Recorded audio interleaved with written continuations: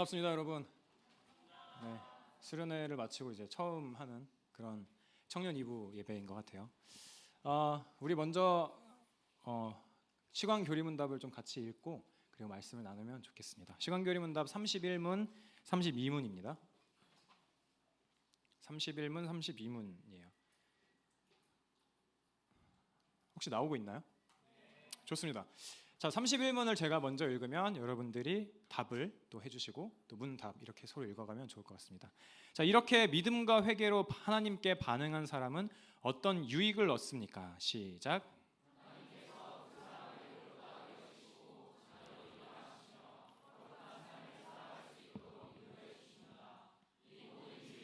우리의 공로가 아니라 예수님의 공로 때문에 공짜로 거저주십니다. 32문을 읽겠습니다. 의롭다 하심은 무엇입니까? 시작. 믿음이 없는 것처럼 느껴지고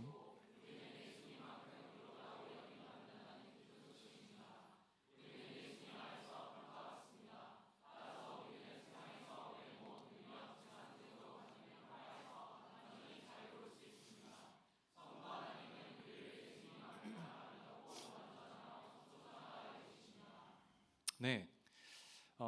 특히 따라서 우리는 세상에서 외모, 능력, 재산 등으로 해서 왜 외모가 먼저 나왔는지는 제작자를 생각해 보면 알 수 있지 않을까 하는 생각이 잠깐 들었어요. 자, 우리에게 이렇게 오늘 이제 배울 거는요. 이 31문에서 보면 믿음과 회개로 하나님께 반응한 사람들이 어떤 유익을 얻습니까? 라면서 유익에 대한 소개를 좀 해주고 있습니다. 그러면서 하나님께서 그 사람을 의롭다 여기시고 자녀로 입양하시고 거룩한 삶을 살아갈 수 있도록 인도해 주십니다 라고 하고, 이 모든 유익이 우리의 어떠함이 아니라 예수님의 공로로 인하여서 우리들에게 거저 주어진다라고 이 시간교리문답은 이야기를 하고 있어요. 근데 오늘은 이 뒤에 이어지는 자녀로 입양하시며 거룩한 삶을 살 수 있도록은 다루지 않고 32문 의롭다 하심에 대해서만 다루려고 합니다. 그리고 나머지 뒤에 이어지는 자녀로 입양되는 것 그리고 거룩한 삶을 살아가는 것에 대해서는 다음 주와 다음 주 그 다음 주에 이렇게 이어가면서 계속 좀 말씀을 나눠보면 좋을 것 같습니다. 먼저 의롭다는 것은 어떤 의미가 있을까요? 우리들은 평소에 칭의라고 하는 것이, 우리를 의롭다 여기는 것이 정말 필요하다라는 생각을 좀 하면서 살아가고 있을까요? 의롭다는 게 무엇입니까? 여러분이 만약에 의롭다라는 건 이런 거야 라고 다른 사람에게 설명을 한다라고 한다면 여러분들은 어떻게 설명하시겠습니까? 그리스도인들은 의로운 사람들이야, 의롭다 칭함을 받은 사람들이야 라고 했을 때 말이죠, 뭐라고 설명을 하시겠습니까? 의롭다는 것을 합당한 것과, 그러니까 하나님께 받아들여지는, 하나님께 합당한 삶을 사는 거다, 하나님께 거저 받아들여지는 은혜다라고 연결지어서 설명을 좀 해보면요, 우리에게 의로움은 마치 기록과도 같습니다. 한번 학창 시절에 여러분들의 생활 기록부를 한번 생각해 보세요. 여러분이 어떤 존재인지를 기록하고 있죠. 요즘엔 어떨지 모르겠는데 저 때는 이제 여러분들과 그렇게 다르지 않은 저 때는 그 선생님이 다 손으로 써주셨던 게 기억이 나요. 별로 차이 안 날 텐데 아무튼 네, 손으로 써주셨어요. 그래서 이 학생은 뭐 어쩌고 저쩌고. 근데 이게 요즘에는 그 인터넷으로 검색이 가능하더라고요. 그 몇 년도에 졸업되면은 검색을 해보면 선생님이 저한테 어떤 말씀을 해주셨는지를 볼 수가 있는 거예요. 그래서 궁금해서 찾아봤습니다. 근데 저의 중학교 1학년 생활기록부는 저를 이렇게 평가하고 있어요. 2학기 학급의 부회장으로. 저는 이거는 약간 기억이 나요. 왜냐하면 제가 중학교 때 너무 회장이 되고 싶어가지고 막 그 앞에 나가서 거의 막 이 A4 용지 이제 한 장에 걸쳐서 이런 학급을 만들 거고 이렇게 하겠다라고 하고, 제 뒤를 이어서 이제 어떤 저의 이제 친구 이제 자매가 와서 그냥 잘 부탁드립니다 하고 했는데 그분이 회장이 됐어요. 평소에 행실 때문인 것 같긴 한데, 네. 그렇게 하고 이제 이런 말이 이어집니다. 자아 발견에 적극적인 태도를 갖고 진로를 모색한다. 왜 이걸 적으셨는지 모르겠어요. 그리고 마지막은 이겁니다. 종이 일러스트만으로 디자인에 대한 감각이 뛰어나며 열심히 참여한다. 이런 평가를 저에게 주셨습니다. 그 중학교 때부터 고등학교 때까지 다 있는데 그나마 제일 좋은 걸 가져온 거예요. 생활기록부는 제가 학생으로서 어떤 합당한 삶을 살았는지를 보여줍니다. 뭐 이런 삶을 살았고 뭐 부회장을 했고 뭐 이런 것들을 간략하게 보여줘요. 일단 공부를 잘했다는 말은 없죠. 여러분이 공부를 더 하기 위해서 유학을 간다고 한번 생각을 해봅시다. 공부를 난 조금 더 해야겠어 라는 생각으로 한번 유학을 간다고 생각해 보세요. 이왕이면 좀 좋은 대학을 한번 생각을 해보자고요. 하버드로 간다고 생각을 해보세요. 여러분에게는 어떤 기록이 필요할까요? 여러분이 대학에 가서 공부를 할 만한 사람이다라는 것을 뭘 통해 증명을 해야 됩니까? 일단 성적표도 있어야겠죠. 당연히 성적표가 있어야겠죠. 뭐 SAT 점수도 고득점인 점수가 여러분들에게 필요할 겁니다. 그리고 에세이도 써내야 될 것이고 거기에는 여러분들이 그동안 살아가면서 어떤 일들을 겪었고 이 일들이 어려움들이 있을 때 어떻게 극복해 나갔는지에 대한 이야기들도 기록되어 있어야 될 거예요. 그리고 여러분은 여러분을 그 학교에 추천해줄 선생님도 필요할 겁니다. 이 학생을 이런 이유로 이런 장점 때문에 조금 더 학문적으로 더 깊게 들어가기 위해서 이 프로그램에 좀 추천합니다라는 그런 것도 이제 필요하겠죠. 그리고 학비도 있어야 되고 이 모든 것들은 증명되어야 됩니다. 뭘 위해서요? 하버드 학생이 되기에 합당한 사람인지를 확인하기 위해서요. 여러분들이 취준생이라면 어떻습니까? 되게 패턴이 너무 오전 예배랑 비슷해서 좀 그랬어요. 그렇긴 한데 여러분이 취준생이라면 어떻겠습니까? 어떤 기록을 보고 작성을 하게 될까요? 여러분이 일자리를 구할 때 여러분은 이력서를 작성하게 됩니다. 그 이력서에는 여러분의 업적과 경험이 부풀려서 담겨져 있죠. 그리고 그것을 통해서 해야 되는 것은 무엇입니까? 여러분은 뭘 증명해야 됩니까? 저는 제가 지원하는 이 회사에 들어가기에 합당합니다라는 것들을 증명해야 되죠. 그 글들을 쓰면서 말이에요. 나는 이런 사람이니까, 나는 그동안 이런 삶을 살아왔으니까 이 회사에 도움이 될 겁니다. 그러니 나를 받아주세요 라는 표현을 이력서, 자기소개서를 통해서 하는 거죠. 그렇다면 그렇게 해서 취업에 성공했다고 해봅시다. 그러면 더 이상 나 자신을 증명할 필요는 없어지는 걸까요? 아니죠. 이미 회사를 다니고 있는 여러분, 회사에서도 성과로 더 나은 회사원으로 보이기 위해서는 늘 자기 자신을 증명하는 과정들이 필요합니다. 심지어 연애나 결혼을 통해서도 자기 증명을 하기도 해요. 그럴 때는 어떤 재앙이 생길까요? 연애나 결혼으로 자기 증명을 하려고 한다면요, 상대방을 사랑해서가 아니라 이런 마음이 드는 거예요. 나는 이렇게 매력적인 사람과 교제할 수 있는, 이렇게도 좋은 조건의 사람과 교제할 수 있는 사람이야가 연애의 목적이 됩니다. 결국엔 뭐죠? 상대방을 나를 증명하기 위한 그냥 도구로 사용을 해버리는 거예요. 나는 이 정도의 사람과 교제할 수 있는 매력적인 사람이야. 결국 자기 증명을 하는 거잖아요. 우리는요, 나는 어느 정도의 인간인가? 라는 질문을 삶의 모든 영역에서 합니다. 나는 어느 정도의 인간인가?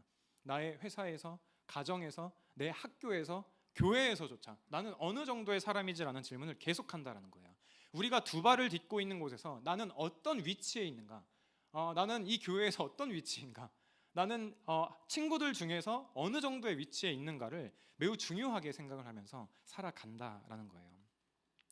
여러분들의 주변에 있는 것들을 한번 보십시오.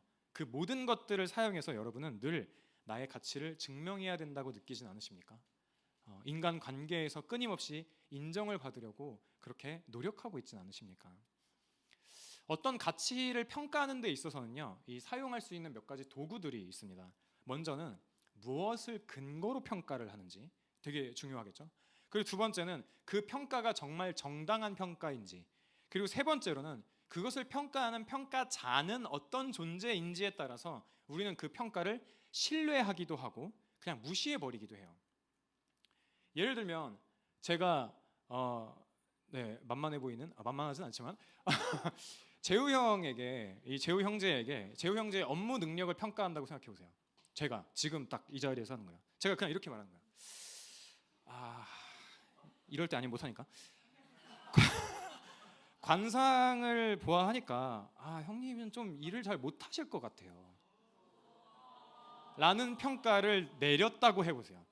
그러면 여러분들은 어떻게 생각하시겠어요? 더 잘할 것 같죠? 네, 눈치 빠른 진이가 얘기를 해줬어요. 지금 재우 형이 얼굴이 빨개져서 설교를 마치고 어떻게 해야 되나 싶긴 한데 그런 거죠. 이렇게 생각할 거예요. 아, 말도 안 되는 평가다라고 생각할 거예요. 왜 그렇게 생각할까요? 저는 형이 하는 업무를 몰라요. 어떤 일을 해본 적도 없어요. 재우 형제가 하는 그 일에 대해 평가를 내릴 그런 어떤 준비도 자격도 없단 말이죠. 그냥 저는 저의 직관을 가지고 정당하지 못한 방식으로 평가를 내렸어요. 그래서 여러분도 오라고 한 거죠. 그리고 얼굴이 빨개졌으리라고 생각하는데 아무튼 그런 거예요. 저는 그냥 동네 교회의 강도사일 뿐이지 일에 대한 이해도 없고 직무 경험도 없고 앞으로도 없을 거예요. 이런 식의 가치 평가는 사실 들을 가치도 없고 제대로 평가하는 것도 아니라고 말할 수 있겠죠. 그런데 여러분들이 속해 있는, 여러분들이 하려고 하는 그 직군에서 일하기로 소문난 어떤 사람의 평가라면 어떻겠습니까? 여러분들 한 사람 한 사람들을 그렇게 평가를 내린다고 한번 생각을 해보세요. 일을 너무 잘하기로 업계에 다 막 이렇게 알려져 있는 사람이에요. 그 사람은 명확한 실적을 가지고 정당한 방식으로 평가를 내릴 겁니다. 그리고 여러분들은 그 평가가 여러분들에게 마음을 아프게 한다라고 할지라도 그 평가가 정당하다라는 생각은 할 거예요. 아, 그렇지. 아프지만 아, 맞지. 이 평가가 옳지라는 생각을 하게 될 거예요. 우리는 우리의 가치를 판단하는 존재를 두려워하면서도 동시에 그들로부터 좋은 평가를 받기 위해서 노력을 합니다. 그 사람의 한마디 한마디는 우리들에게 굉장히 무겁게 다가오고 우리의 자존감의 뿌리를 흔들어 놓기도 하죠. 우리는 늘 더 나은 대상에게 더 나은 평가를 받고 싶어하는 마음을 가지고 살아가고 있습니다. 우리는 인정을 원해요. 조금 더 가치 있는 존재가 되기를 원한다는 거예요. 우리 모두는 깊은 곳에서 시작되는 나는 충분히 가치 있는 사람인가?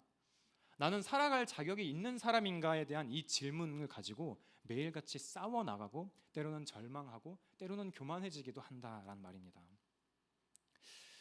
아주 오래전 영화인데요. 1980년대 영화 중에 그 불의 전차라는 영화가 있어요.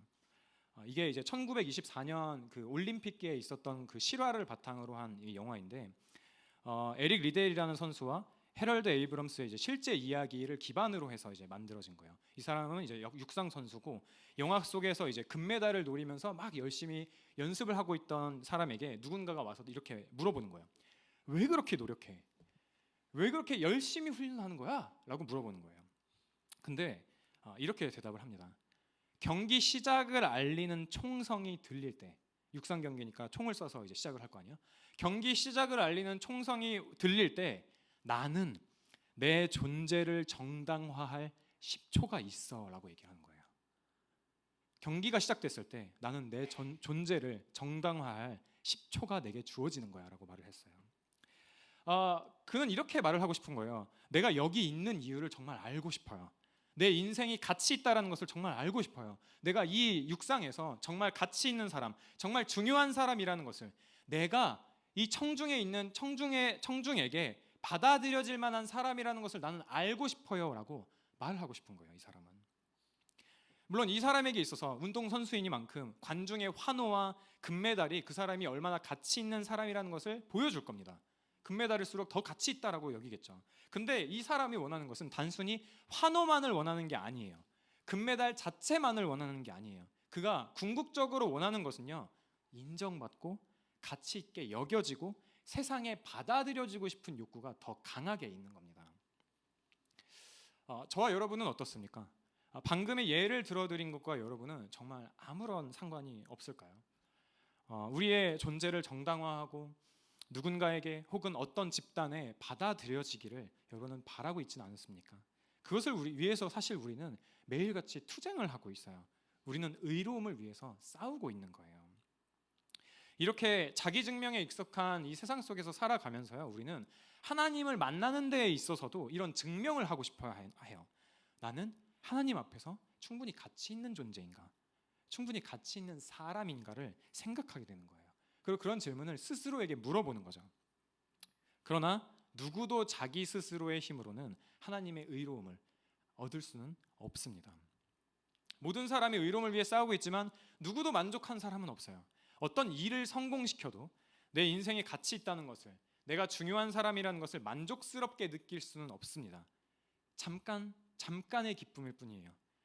그리고는 금방 새로운 것을 찾아서 나설 뿐이죠. 내 인생의 가치를 경험시켜줄 무언가를 찾아서요. 성경을 보면요, 바울은요 자기 증명의 늪에 빠진 저와 여러분에게 이런 대답을 좀 해줍니다. 로마서 3장 21절부터 26절인데요, 이거를 좀 같이 읽어보면 좋겠습니다. 로마서 3장 21절부터 26절이에요. 로마서 3장 21절부터 26절.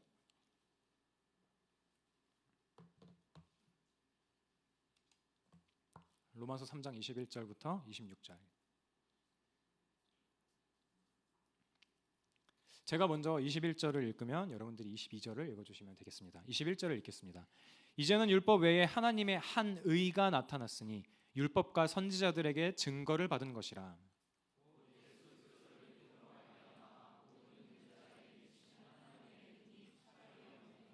모든 사람이 죄를 범하였음에 하나님의 영광에 이르지 못하더니.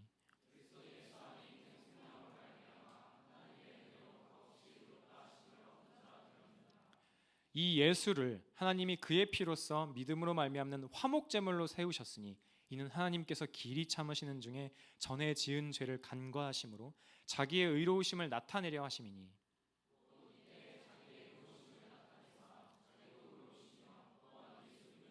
의롭다 하려 하심이라. 아멘. 바울은 로마서에서요 1장 18절부터 3장 20절에 걸쳐서 계속해서 이런 이야기를 해요. 하나님의 진노에 대해서 이야기하고 인간의 죄에 대해서 이야기를 하면서요, 야, 모든 인간 중에 의인은 단 하나도 없어. 하나님께 받아들여질 만한 사람이 단 하나도 없단다. 너희들이 아무리 율법을 지킴으로써 하나님께 인정을 받으려고 한다고 한들 다 죄뿐이야. 하나님께 절대로 받아들여질 수 없어. 자기 증명의 늪에서 스스로의 힘으로 벗어날 수 있는 사람은 단 한 사람도 없어. 모조리 다 죄 아래에 있고 하나님의 심판 아래에 있어라고 그렇게 이야기를 해요.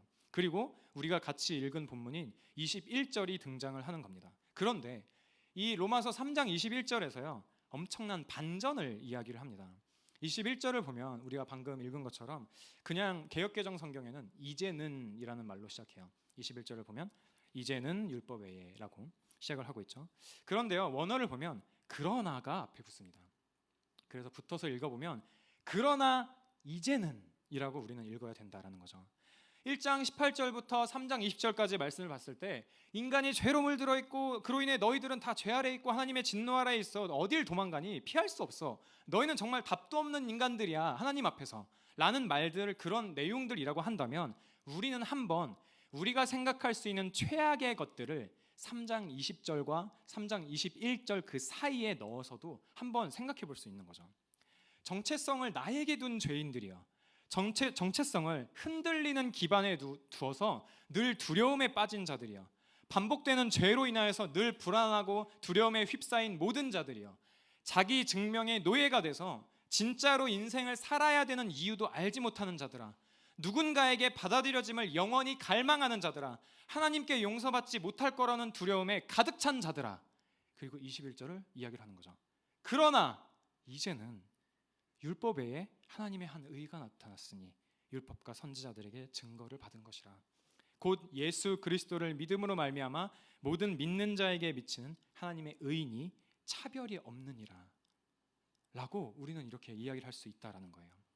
율법 외에 하나님의 한 의가 나타났는데 그 의는 율법과 선지자들에게 증거를 받았다라고 이야기를 하면서 시작을 하고 있습니다. 반전을 이야기를 하고 있죠. 여기서 율법과 선지자들은 구약 성경을 이야기를 합니다. 그러니까 이제 죄인들에게 유일한 희망이 되는 하나님의 한 의를 이야기를 하기 시작하는 거예요. 그런데 이거는 예수 그리스도를 믿는 모든 사람들에게 미치는 하나님의 의다라고 그렇게 이야기를 하는 거죠. 예수 그리스도를 믿는 것을 통해서 더 이상 흔들리지 않는 의로움을 얻을 수 있는 근거가 생겼다라는 거예요. 그럼 저와 여러분과 같은 죄인들이, 바울이 그렇게 얘기했던 답도 없는 인간들이 의로움을 얻을 수 있는, 의롭다함을 얻을 수 있는, 하나님께 인정받을 수 있는 그 근거는 무엇일까요? 로마서를 보면요, 우리가 읽은 본문을 보면 몇 가지의 예를 들면서 저와 여러분과 같은 죄인들에게 믿음으로 값없이 의롭다함을 얻을 수 있는 근거들을 이야기를 하고 있어요. 23절, 24절을 한 번 더 볼까요? 제가 한번 읽어보겠습니다. 모든 사람이 죄를 범하였으며 하나님의 영광에 이르지 못하더니 그리스도 예수 안에 있는 속량으로 말미암아 하나님의 은혜로 값없이 의롭다 하심을 얻은 자 되었느니라라고 이야기를 하고 있습니다. 바울은 다시 한 번 더 1장 18절부터 3장 20절까지 말했던 것들을 다시 한 번 더 축약해서 이야기를 해요. 23절에 모든 사람이 하나님의 영광에 이르지 못해라고요. 그러면서 인류의 처지에 대해서 이야기를 하죠. 저와 여러분의 손에서는 결코 하나님께 인정받을 만한 의로움이 나올 수 없다라는 것을 다시 한 번 더 이야기를 합니다. 그리고 바울은 그 의로움이 그리스도 예수 안에 있는 속량 때문에 주어진다. 그런데 그게 주어지는 방식은 값없이 주어진다라고 이야기를 하고 있어요. 여기서 속량이라고 하는 것은요, 당시의 사람들이 이 로마서를 읽던 당시의 사람들이 돈을 내고 노예나 전쟁 포로들을 살 수 있는 방식에 대해서 이야기를 하고 있어요. 그때 사용됐던 단어를 이야기를 하고 있어요. 당시의 노예는요, 자신의 힘으로는 자유를 얻을 수가 없었고 누군가가 돈을 대신 지불해 줘야지만 자유로울 수가 있었거든요. 저와 여러분은 어떻습니까? 저와 여러분도 죄의 노예가 되어 있었고 스스로의 힘으로 죄를 벗어날 수는 없었습니다. 하지만 마태복음 20장 28절에서 이야기를 하고 있는 것처럼 예수님은 인자가 온 것은 섬김을 받으려고 한 것이 아니고 도리어 섬기려 하고 자기 목숨을 많은 사람의 대속물로 주려 함이라라고 말씀하셨습니다. 여기서 대속물은요, 속량의 대가를 이야기를 해요. 그러니까 예수님께서 십자가에서 흘리신 피는 저와 여러분과 같은 죄인들을 자유케 하기 위한 지불금이었다라는 거죠. 그리스도께서 피를 흘리신 것은 우리가 의롭다라고 하는 칭함을 받을 수 있는, 의롭다 칭함을 받을 수 있는 근거가 되었습니다. 우리는 은혜로 의롭다, 값없이 의롭다함을 받지만 하나님께서는 그리스도라는 속량에 해당하는 대속물을 지불하시고 저와 여러분과 같은 죄인들을 사신 것이죠. 그리고 또 다른 표현이 등장합니다. 화목제물이라는 표현입니다. 25절부터 26절을 또 제가 한번 읽어드리겠습니다. 이 예수를 하나님이 그의 피로써 믿음으로 말미암는 화목제물로 세우셨으니 이는 하나님께서 길이 참으시는 중에 전에 지은 죄를 간과하심으로 자기의 의로움을 나타내려 하심이니 곧 이때에 자기의 의로움을 나타내사 자기도 의로우시며 또한 예수 믿는 자를 의롭다 하려 하심이라. 이어서 바울은 또 다른 표현을 사용합니다. 아까 속량이라는 이야기를 했다면 이번에는 예수 그리스도를 화목제물로 삼았다라고 이야기를 해요. 이 25절에 나오는 화목제물이라는 이 표현은요, 헬라어로 힐라스테리온이라는 단어예요. 그러니까 이 단어를 본 이 로마서를 처음 본 독자들은, 읽는 사람들은, 이 편지를 받아보는 사람들은 즉각 레위기를 떠올렸을 겁니다. 특히나 레위기 16장 혹은 3장 혹은 17장을 떠올렸을 거예요. 왜냐하면 레위기 16장은요, 이스라엘 백성에게 속죄일에 어떻게 예식을 할 것인지를 가르쳐주고 있는 장이기 때문이에요.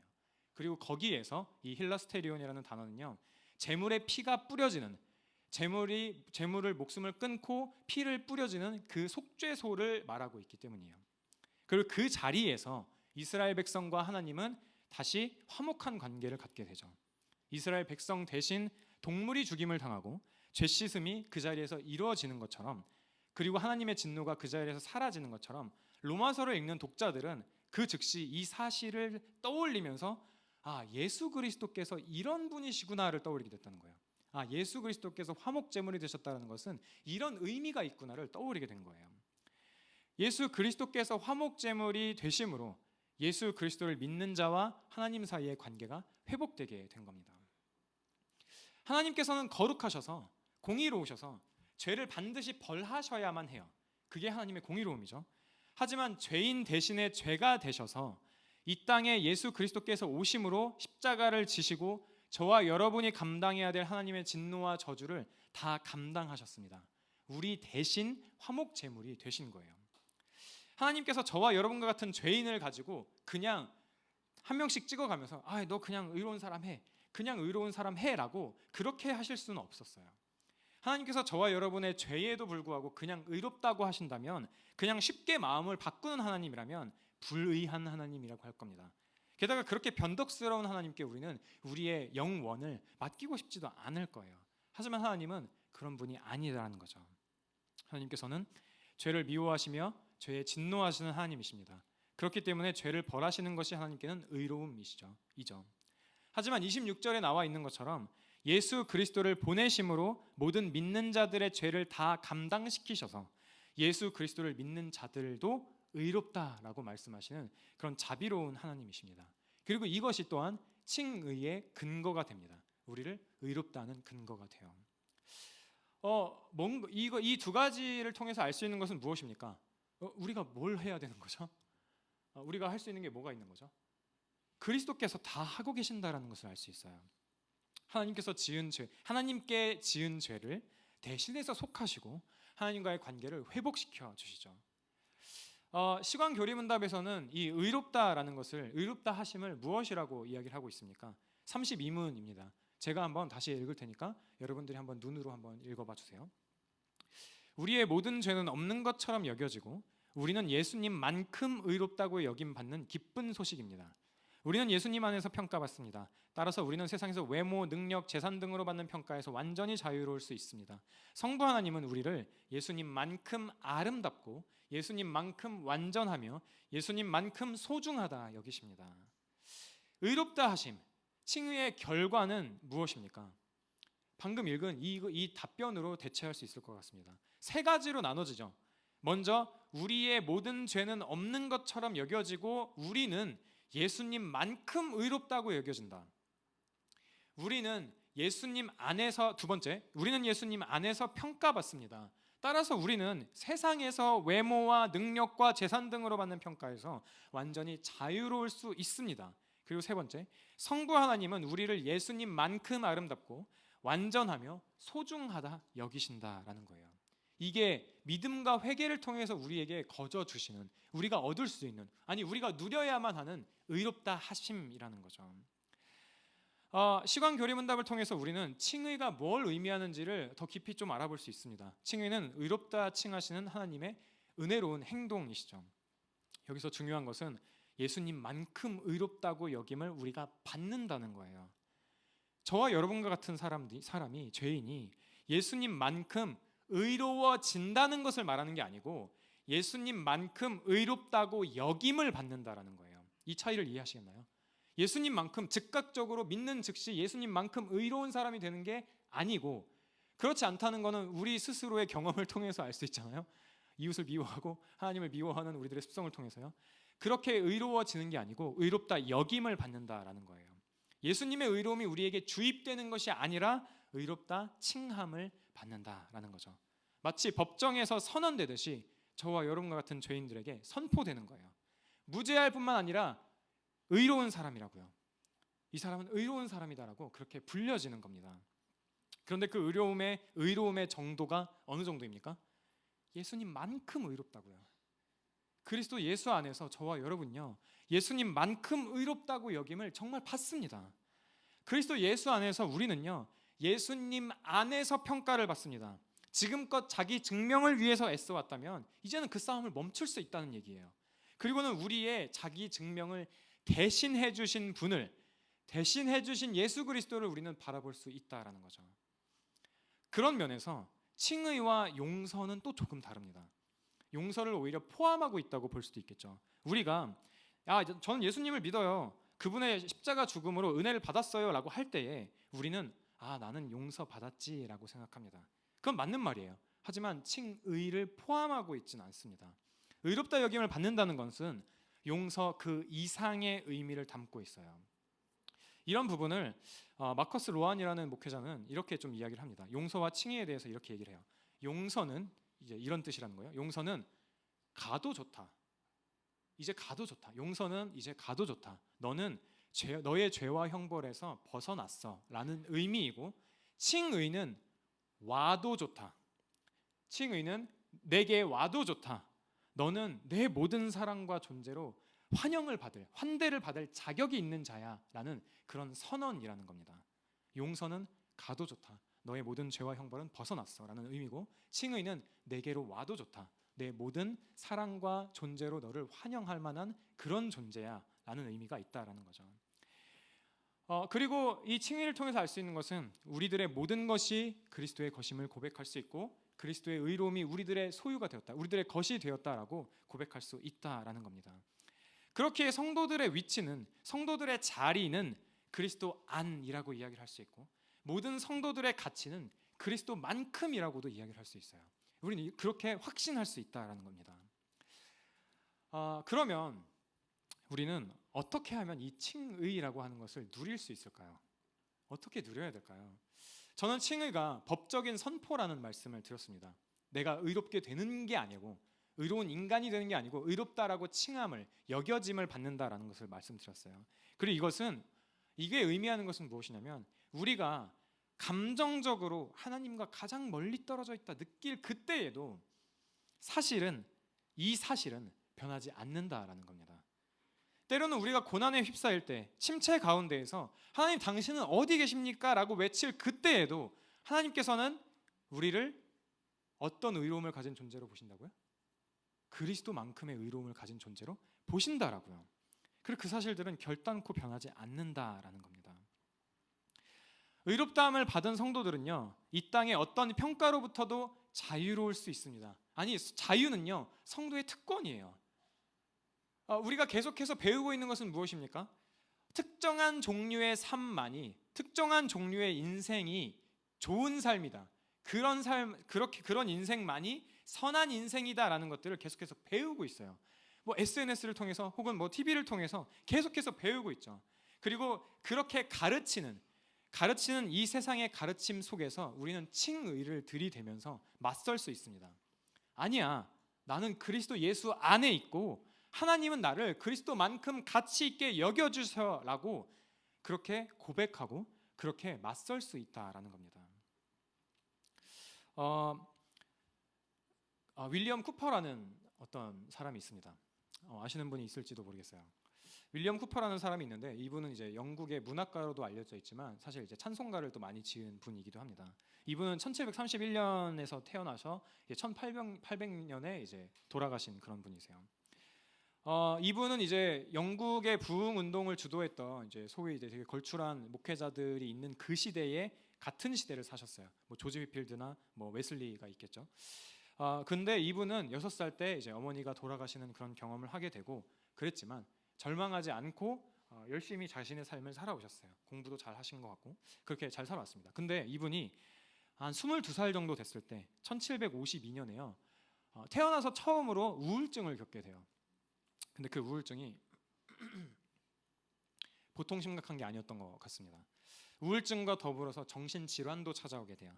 그리고 이 윌리엄 쿠퍼는 자신의 증상에 대해서 이렇게 이야기를 합니다. 나는 똑같은 증상을 겪어보지 않은 사람은 아무도 짐작할 수조차 없을 만큼 심각한 영혼의 낙심을 경험했다. 밤낮으로 나는 두려움 속에서 잠이 들고 절망 속에서 깨어나며 괴로움을 겪었다.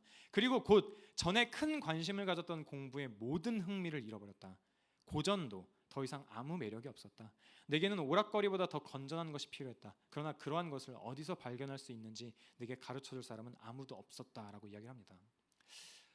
굉장한 우울증을 겪고 있었고 뭔가 진단도 받고 이렇게 하다가 이분이 1759년에 사회적으로 조금 성공을 할 수 있는 그런 기회를 얻게 돼요. 뭔가 연설을 할 수 있는 기회를 얻게 된 거예요. 근데 그거에 대한 두려움 때문이었는지 다시 또 우울증에 빠집니다. 그리고 또 1763년에 이분이 가지고 있는 우울증은 더 극에 달했고 반년이 넘는 시간 동안 늘 이런 감정에 휩싸였다고 해요. 처형장에 도착한 사형수 같은 마음이 늘 매일같이 있었다라고 고백을 합니다. 그리고 수차례 목숨을 끊고 싶다는 생각조차도 해요. 결국 1763년 12월에 이 쿠퍼는요 정신병원에 수용되게 되었습니다. 그리고 거기서 어떤 이 코튼이라고 하는 아주 신실하고 좋은 이 어떤 그 의사 선생님을 만나게 돼요. 그 치료를 받으면서 우연히 성경을 읽게 되고 그는 이런 생각을 하게 됩니다. 내가 완전히 버림을 받은 것은 아니구나라는 생각을 하게 돼요. 그리고 다시 또 성경을 펼쳤을 때요, 그가 처음으로 읽게 된 본문은 우리가 함께 읽었던 로마서 3장 25절이었습니다. 이 예수를 하나님의 그의 피로써 믿음으로 말미암는 화목제물로 세우셨으니 이는 하나님께서 길이 참으시는 중에 전에 지은 죄를 간과하심으로 자기의 의로우심을 나타내려 하심이니. 이 본문을 읽은 쿠퍼는요 이렇게 고백을 합니다. 그 즉시로 나는 이 말씀을 믿을 힘을 얻었다. 그러자 의의 태양에서 나오는 찬란한 광채가 나를 비추었다. 나는 그리스도가 이루신 속죄가 부족함이 없고 내 죄가 그리스도의 피로 모두 용서되었으며 그리스도가 이루신 칭의가 충만하고 완전함을 깨달았다. 한순간에 나는 복음을 믿고 받아들였다. 오래전에 친구 매던이 내게 했던 말들이, 이 매던이라는 친구가 꾸준히 계속해서 이제 복음을 전해줬던 거예요. 친구 매던이 내게 했던 말들이 성령의 나타남과 능력으로 전부 또렷이 되살아났다. 전능하신 팔이 나를 붙들지 않았다면 나는 감사와 기쁨에 벅차 죽었을지도 모른다. 눈에는 눈물이 가득 차고 황홀한 기쁨으로 목이 메었다. 사랑과 경외감에 압도되어 조용한 경외심으로 하늘을 우러러볼 뿐이었다. 이후에 이 쿠퍼는 어떻게 되었을까요? 이런 고백을 한 뒤에 어떻게 되었을까요? 이 쿠퍼라는 분은요, 제가 앞서 말한 것처럼 나 같은 죄인을 살리신을 지은 이 존 뉴턴과 가까이 지내면서 한 68곡 정도의 찬송가를 짓게 됩니다. 그리고 이런 찬송가도 포함되어 있어요. 이거 아시나요? 샘물과 같은 보혈은 굉장히 민망하군요. 네, 그런 찬양도 있습니다. 그러면서 그가 이 쿠퍼의 뒤인 이야기가 그는 그렇게 로마서 3장 26절을 읽고 나서 회복돼서 일평생 찬송시를 쓰면서 행복하게 보냈습니다라는 결말을 겪었다면 우리는 적용하기가 더 쉬웠을 겁니다. 그렇구나. 우울할 때마다 말씀을 보면 되겠네 라고 안일하게 생각할지도 몰라요. 하지만 쿠퍼의 삶은요, 잔인하게도 우리들의 일상을 지독하게도 닮아 있습니다. 그는 다시 악몽과 같은 우울증에 빠지게 돼요. 1763년에 시작된 우울증은요, 10년을 주기로 해서 더 악화된 형태로 계속 되풀이 되게 됩니다. 그때마다 이 쿠퍼는 이런 음성을 들었다고 해요. 본인 표현에 음성을 들었다고 해요. 넌 이제 완전히 끝났어. 너는 버림받았어 라는 음성이 지속적으로 들렸다고 해요. 그리고 그때마다 그는 감사하게도 그의 주변에 칭의를 생각하거나 칭의를 말해주는 이들이, 그 주변에서 복음을 계속 전해주는 이들이 옆에 있었던 거예요. 존 뉴턴과 같은 사람이 옆에 있었던 거죠. 여기 계신 분들 중에서도 어쩌면 우울증에 빠져 있거나 자기 증명의 혈안이 되어 있는 분들이 있을지도 모르겠습니다. 하나님이 여러분들을 버렸다, 나를 버렸어 라고 생각하는 분들이 있을지도 모르겠어요. 여러분, 그리스도께서 행하신 일들을 기억하면서 여러분을 의롭다 하신 분을 바라보십시오. 그분이 참으로 여러분들을 부르십니다. 그분이 참으로 여러분을 그리스도만큼의 위치를 허락해 주셨습니다. 그 사실들을 신뢰하십시오. 여러분의 가치는 세상이 말하는 가치와는 전혀 다른 존재입니다. 그리스도만큼의 가치가, 여러분은 그리스도만큼 가치로운 존재라는 것을 꼭 기억하셨으면 좋겠습니다. 우리 함께 기도하고 마치면 좋겠는데요.